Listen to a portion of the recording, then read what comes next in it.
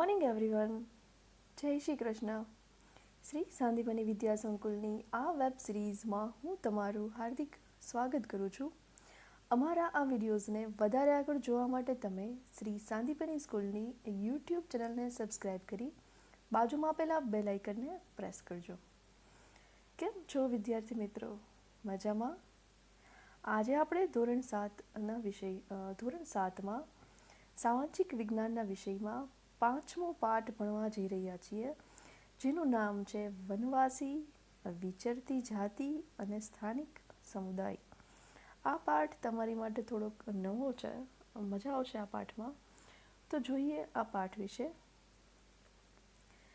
આપણે આગળ જોયું કે કેવી રીતે રાજ્યોનો ઉદ્ભવ અને તેનું પતન થયું. મુઘલ સામ્રાજ્ય અને એના સામ્રાજ્ય વિશે જોયું આપણે. આમ છતાં નગરો અને ગામોમાં નવી કળાઓ, હસ્તકળાઓ અને ઉત્પાદક પ્રવૃત્તિઓનો વિકાસ થયો. પતન થયા હોવા છતાં પણ નગરો અને ગામોમાં નવી કળાઓ, હસ્તકળાઓ અને ઉત્પાદક પ્રવૃત્તિઓનો વિકાસ થયો. આ સમયગાળામાં કેટલાક મહત્વપૂર્ણ રાજનૈતિક, સામાજિક અને આર્થિક પરિવર્તનો થયા. પરંતુ સામાજિક પરિવર્તન બધી જગ્યાએ એક સરખું ન હતું. પરિવર્તનો તો થયા, પણ આ પરિવર્તનો એક સરખા હતા નહીં. વિવિધ સમાજ અલગ અલગ રીતે વિકસિત થયા. આવું શા માટે થયું તે સમજવું જોઈએ. મોટા શહેરો અને રાજ્ય વિસ્તારોથી દૂર સદીઓથી પોતાની સંસ્કૃતિ અને પોતાની ઓળખને પ્રસ્થાપિત કરતો એક સમાજ પણ ભારતમાં વસતો હતો. એક એવો સમાજ વસતો હતો ભારતમાં કે તેની પોતાની એક અલગ સંસ્કૃતિ હતી, એનું અલગ જ કલ્ચર હતું, જેને આપણે જનજાતીય સમુદાય કે વનવાસી સમુદાયથી ઓળખીએ છીએ.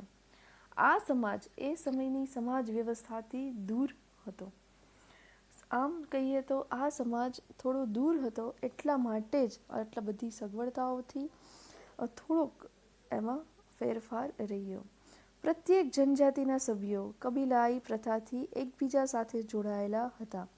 અલગ અલગ બધા હતા સમુદાયો, પણ કબીલાઈ પ્રથાથી જોડાયેલા હતા. તેઓ શિકારી, સંગ્રહખોર અને પશુપાલક તરીકે થોડે ઘણે અંશે ખેતી દ્વારા પોતાનું જીવન જીવતા હતા. જંગલ અને પ્રકૃતિ તેમના જીવન પર સૌથી વધુ અસર કરતા પરિબળો હતા.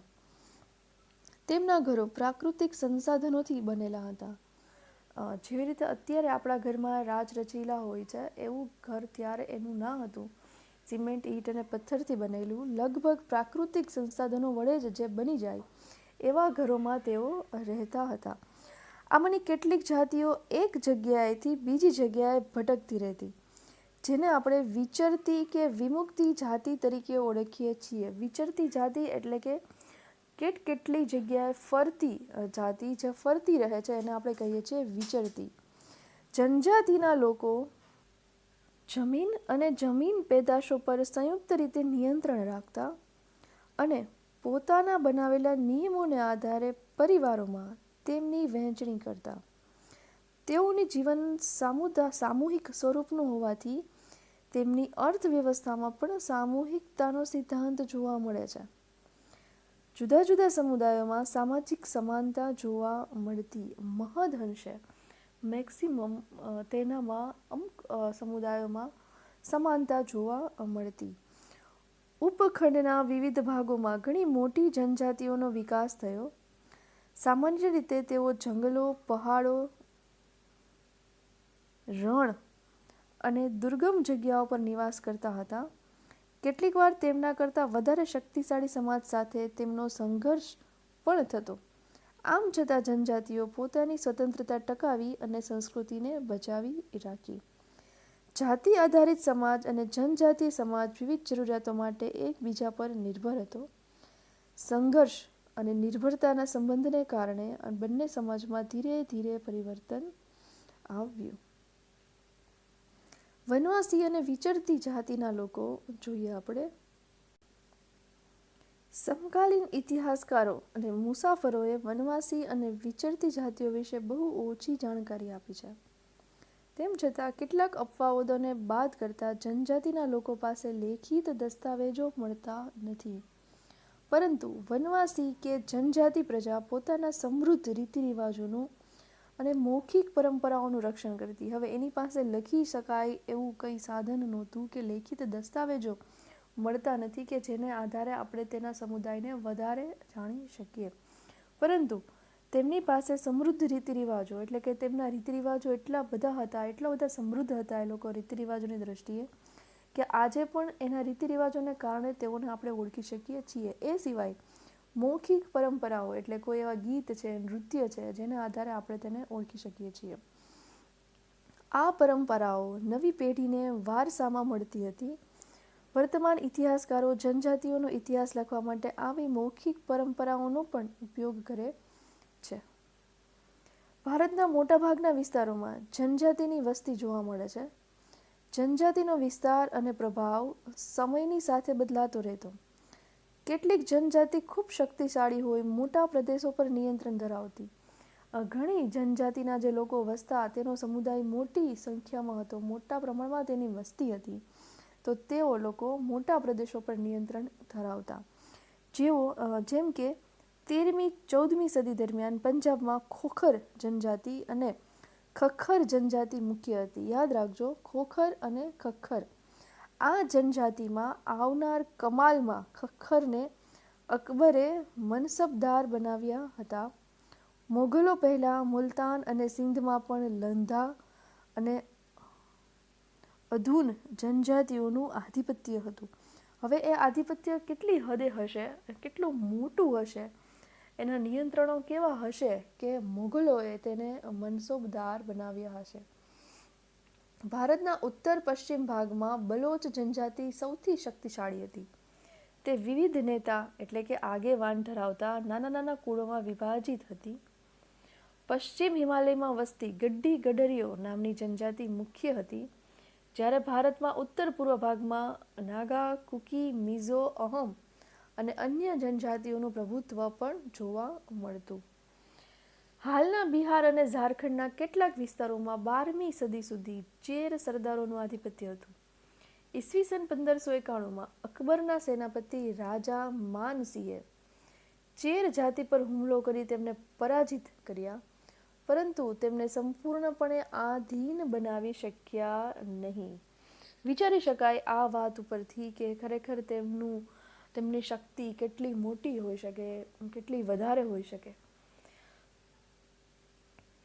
ઔરંગઝેબના સમયમાં મુગલ સેનાએ ચેર જાતિના ઘણા કિલ્લાઓ કબજે કરી તેમના પર પ્રભુત્વ સ્થાપિત કર્યું. આ વિસ્તારની બે મહત્વની જનજાતિઓ મુંડા અને સંથાલ હતી. આ જનજાતિઓ આ વિસ્તાર ઉપરાંત ઓડિશા અને બંગાળમાં પણ રહેતી હતી. કર્ણાટક અને મહારાષ્ટ્રના પહાડી વિસ્તારોમાં કોળી, બેરાદ અને બીજી કેટલીક જનજાતિઓ રહેતી હતી. દક્ષિણ ભારતમાં કોરાગા, વૈતર, મારવાર અને બીજી જનજાતિના લોકો પણ મોટી સંખ્યામાં વસતા હતા. ભીલ આ જનજાતિઓમાં સૌથી અગત્યના હતા. અત્યારે પણ આપણી આજુબાજુમાં ઘણા લોકો આ સંપ્રદાયના વસતા જોવા મળે છે, જે પશ્ચિમ અને મધ્ય ભારતમાં ફેલાયેલા હતા. 16મી સદીના અંત સુધીમાં તેમાંના ઘણા ખેડૂત અને જમીનદાર તરીકે સ્થાયી પણ થયા. જોકે કેટલાક ભીલકુળ શિકાર અને અન્ન સંગ્રહ સાથે જોડાયેલા રહ્યા. હાલમાં છત્તીસગઢ, મધ્યપ્રદેશ, મહારાષ્ટ્ર અને આંધ્રપ્રદેશમાં ગોંડ લોકોની વસ્તી વધારે છે. ગુજરાતમાં આરાસુરથી ડાંગની પૂર્વ પટ્ટીના વિસ્તારની જનજાતિઓ લગભગ 4 સદીથી આ પ્રદેશમાં પોતાની વિશિષ્ટ સમાજ વ્યવસ્થા અને સંસ્કૃતિને સાચવીને બેઠી છે. ખરેખર ખૂબ જ મહત્વપૂર્ણ વાત છે. ગુજરાતમાં જ આરાસુરથી ડાંગ સુધી પૂર્વની લાઇનમાં આ જનજાતિના લોકો 4 સદીથી રહે છે અને તેમના કલ્ચરને સાચવીને રાખ્યું છે. આધુનિક સમય સાથે કદમ મિલાવીને પ્રગતિ કરી રહ્યા છે.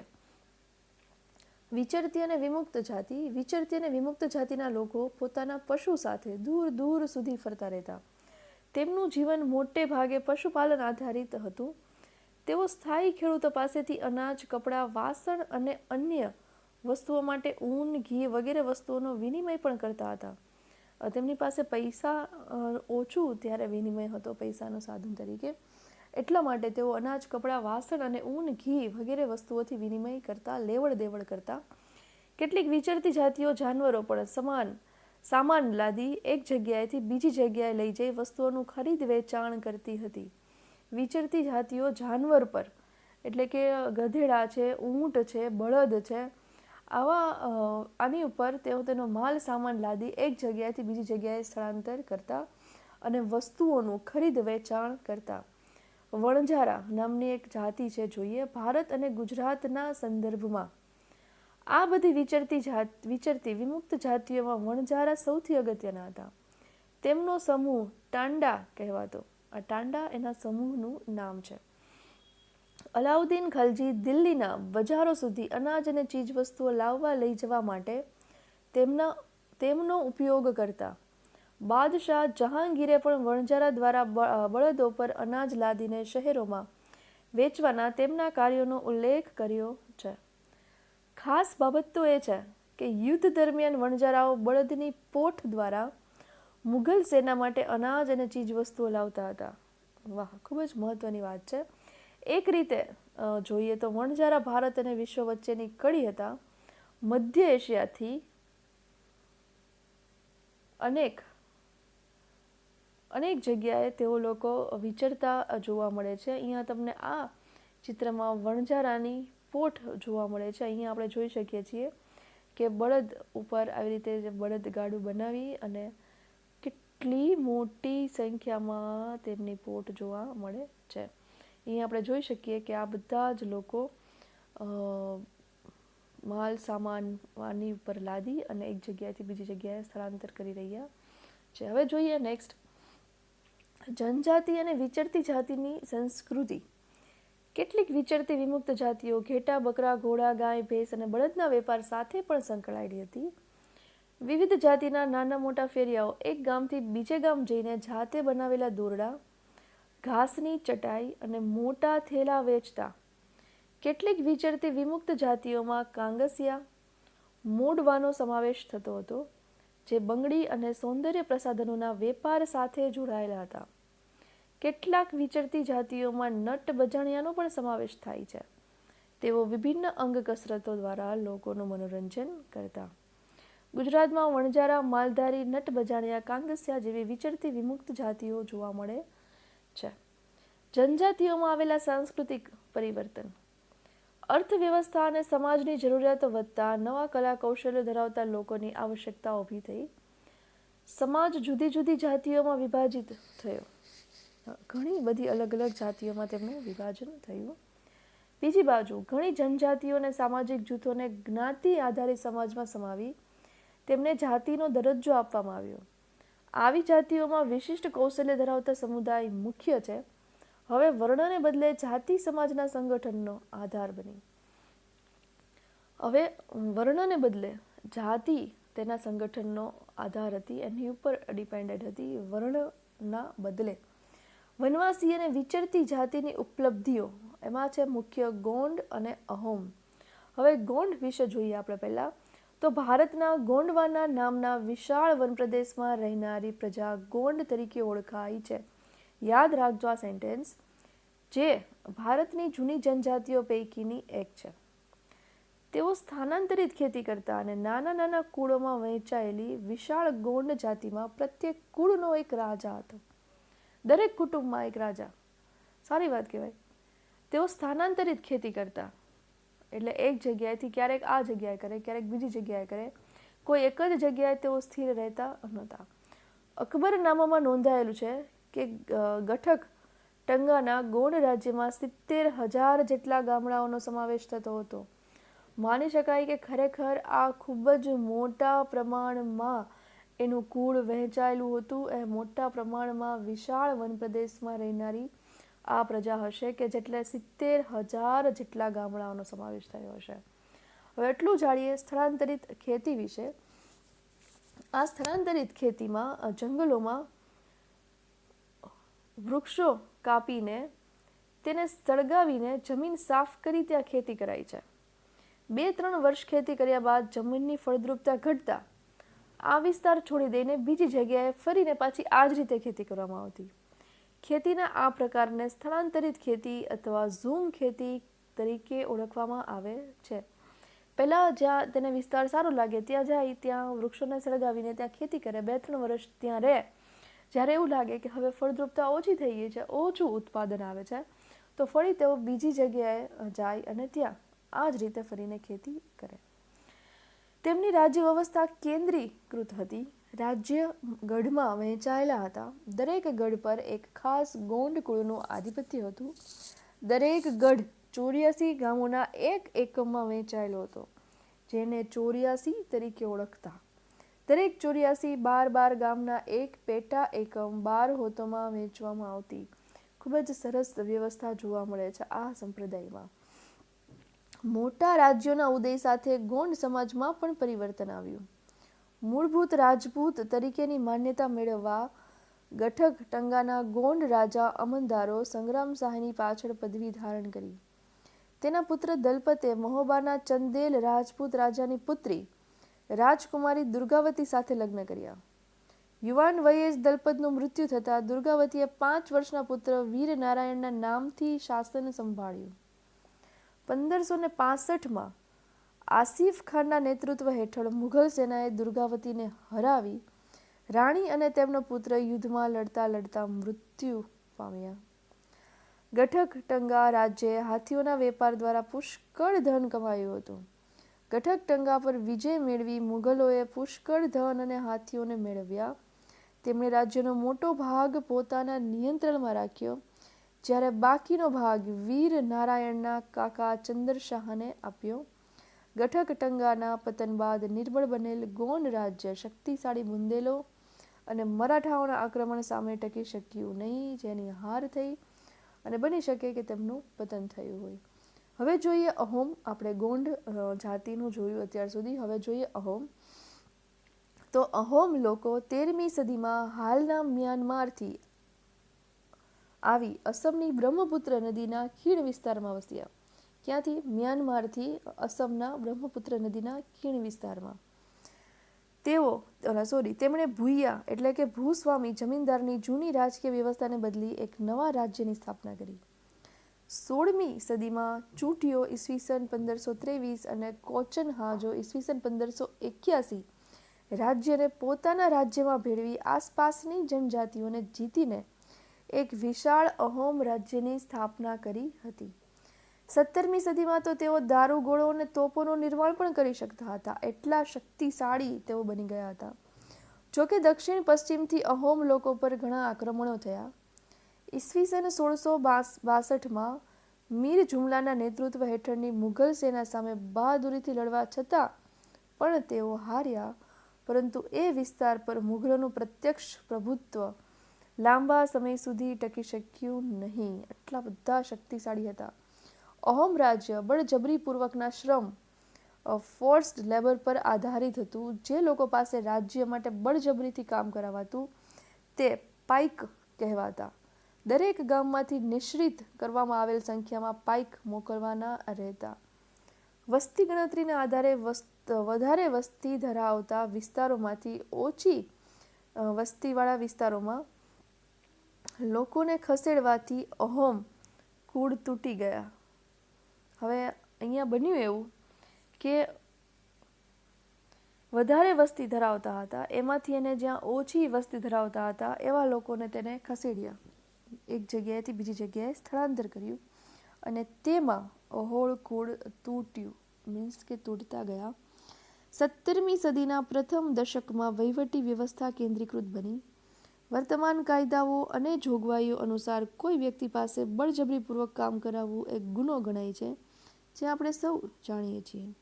આ જનજાતિના તમામ પુરુષ યુદ્ધના સમયે સેનામાં જોડાતા અને અન્ય સમયમાં સિંચાઈ વ્યવસ્થા જેવા સાર્વજનિક કાર્યો કરતા. અહોમ લોકોએ ચોખાની ખેતીની નવીન પદ્ધતિઓ અમલમાં મૂકી. અહોમ સમાજ કુળમાં વહેંચાયેલો હતો. તેમના કુળને ખેલ કહેવામાં આવતું. અહીંયા ખેલ એટલે આપણે ગેમનો અર્થ નહીં લઈએ, પણ ખેલ એમના કુળનું નામ છે. ઘણા ગામો પર ખેલનું નિયંત્રણ રહેતું.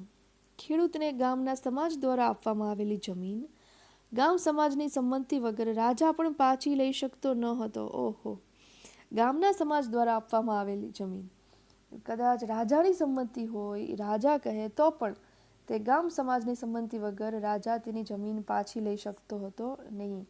એટલે સમજી શકાય કે તેનું આધિપત્ય કેટલું બધું વધારે હોય. શરૂઆતમાં અહોમ લોકો જનજાતીય દેવતાઓ એટલે કે પ્રકૃતિના દેવતાઓની ઉપાસના કરતા. રાજા દ્વારા મંદિરો અને બ્રાહ્મણોને જમીનનું દાન આપવામાં આવતું.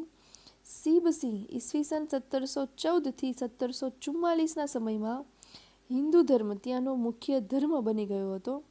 હિન્દુ ધર્મ અપનાવ્યા છતાં અહોમ રાજાઓ પોતાની પરંપરાગત માન્યતાઓ અને સંપૂર્ણપણે છોડી નહીં.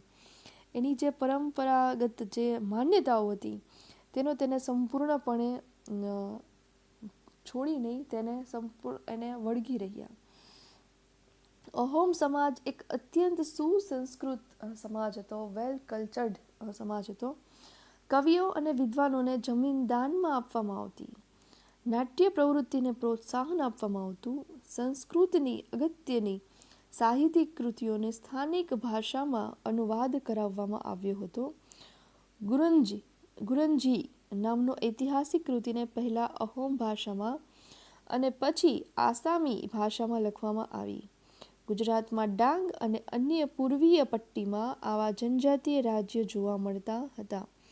અહીંયા આપણે જોઈ શકીએ છીએ કે ડાંગી નૃત્યનો અહીંયા એક પિક્ચર છે.